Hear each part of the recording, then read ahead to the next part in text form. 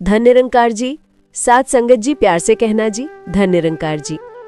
आज इस वीडियो में हम एक बहुत ही महत्वपूर्ण और संवेदनशील विषय पर बात करने वाले हैं।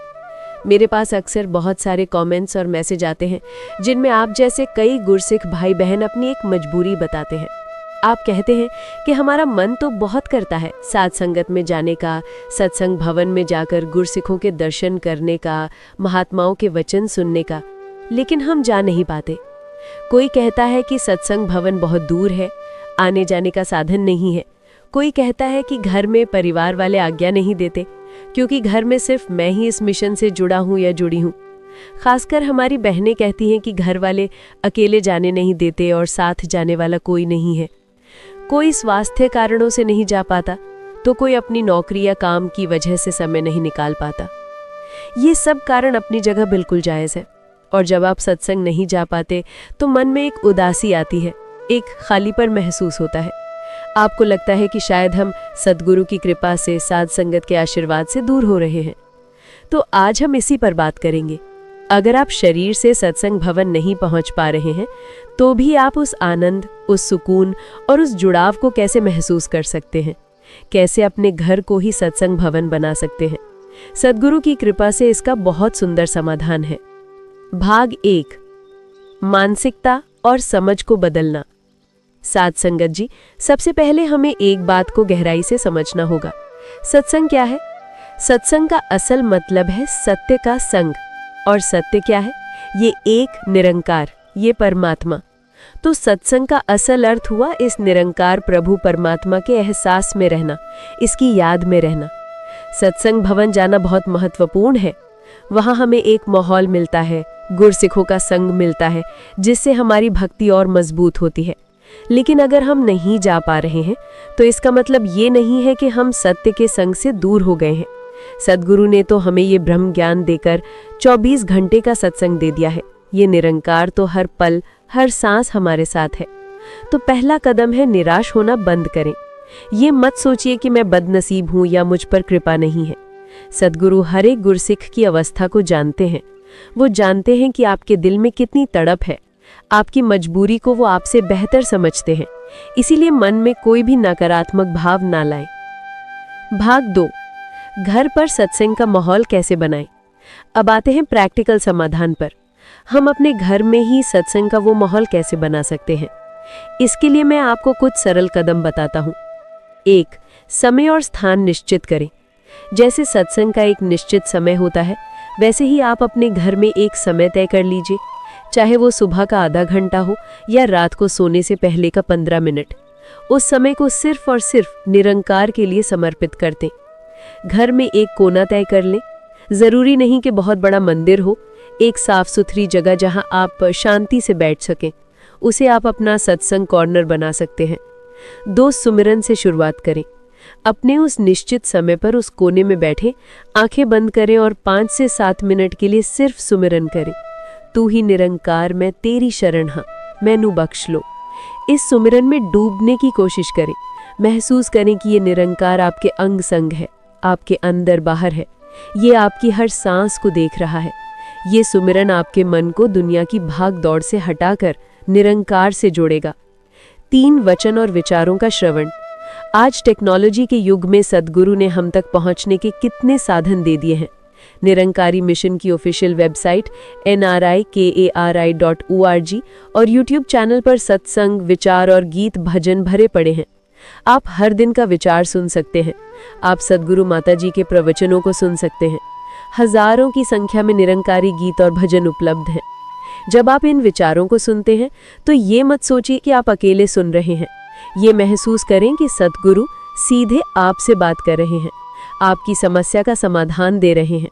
ये वचन वही काम करेंगे जो सत्संग भवन में करते हैं। 4, स्वाध्याय यानी पढ़ना। अगर आपको पढ़ना पसंद है तो ये एक बेहतरीन तरीका है। संपूर्ण हरदेव बाणी, संपूर्ण अवतार बाणी हमारे लिए अनमोल खजाना है। आप रोजाना कुछ पन्ने पढ़ें, एक एक शब्द को समझने की कोशिश करें। आप पाएंगे कि आपके मन में जो भी सवाल चल रहे हैं उनका जवाब आपको इन पवित्र ग्रंथों में मिल रहा है।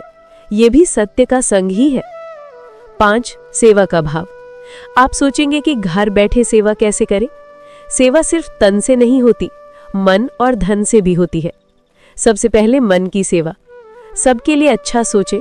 परिवार में जो सदस्य आपको सत्संग जाने से रोक रहे हैं, उनके लिए भी मन में कड़वाहट ना लाएं।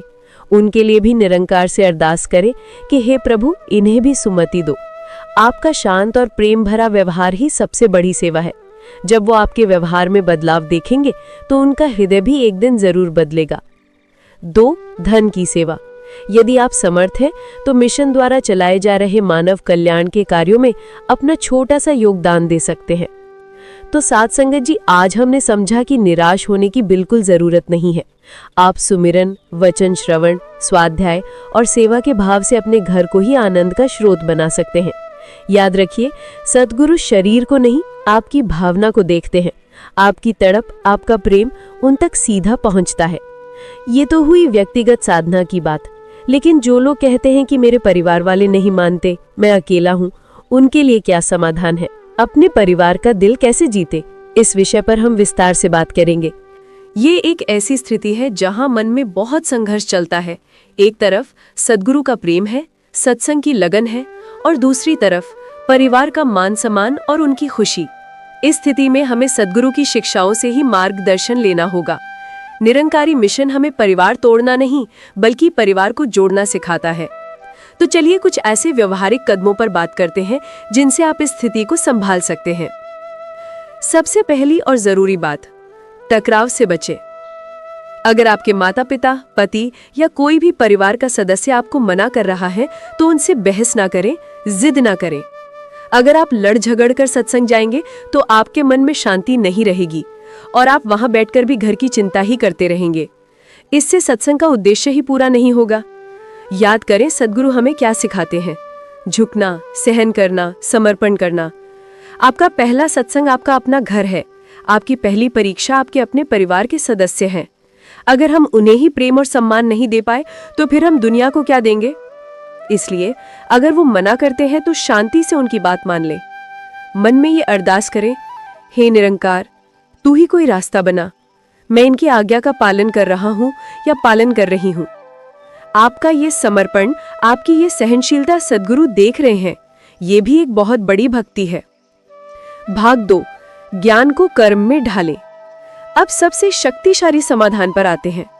आपने जो ब्रह्म ज्ञान लिया है, सद्गुरु की जो शिक्षाएं सुनी हैं, उन्हें सिर्फ बातों तक सीमित मत रखिए। उन्हें अपने व्यवहार में, अपने कर्मों में उतारिए। सेवा और सम्मान। घर के प्रति अपनी जिम्मेदारियों को पहले से बेहतर तरीके से निभाएं। अपने माता पिता, सास ससुर, जीवन साथी की पहले से ज्यादा सेवा करें, उनका सम्मान करें। अगर आप एक बहू हैं तो अपनी सास की सेवा में कोई कमी ना छोड़ें। अगर आप एक बेटे हैं तो माता पिता की हर आज्ञा का पालन करें। वाणी में मधुरता। अपनी बोली को मीठा बनाएं। क्रोध और कड़वे वचन त्याग दें। घर में कोई कुछ कह भी दे तो उसे सहन कर लें, पलटकर जवाब ना दें। सकारात्मक बदलाव। अपने अंदर एक सकारात्मक बदलाव लाएं। पहले से ज्यादा शांत, प्रेमपूर्ण और मददगार बने। जब आपके परिवार वाले आपके व्यवहार में ये चमत्कारिक बदलाव देखेंगे तो वो सोचने पर मजबूर हो जाएंगे। वो पूछेंगे, तुम इतने कैसे बदल गए, या तुम इतनी शांत कैसे रहने लगी हो?